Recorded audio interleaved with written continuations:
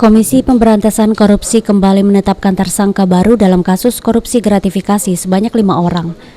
Dengan jumlah tersebut, kini total anggota DPRD Muara Enim yang menjadi tersangka sebanyak 16 orang.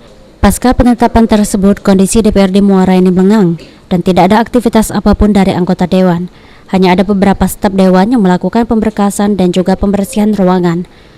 Menurut Sekretaris Dewan Kabupaten Muara Enim, Lido Septiantoni, sejauh ini aktivitas yang berhubungan dengan birokrasi tidak terganggu. Untuk agenda paripurna yang harus melibatkan anggota dewan sudah tidak ada untuk tahun 2021 dan akan baru dilakukan bulan Maret 2022 mendatang. KPK telah mengembangkan hasil dari penyidikan mereka, 15 orang anggota DPRD 2019. 2024 itu 5 orang yang sudah ditetapkan sebagai tersangka kemarin, itu sudah ditahan di KPK.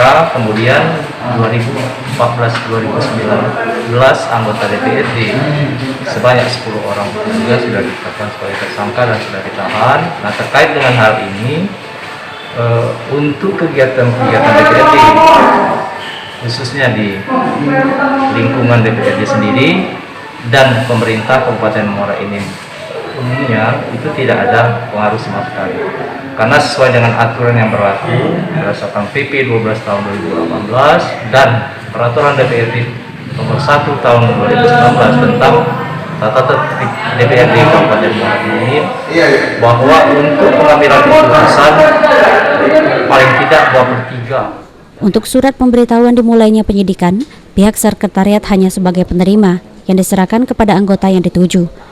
Pihak sekretariat saat ini hanya melaksanakan tugas rutin dan terus berkoordinasi dengan pihak terkait seperti Pemda dan partai. Mardiansa, PAL TV.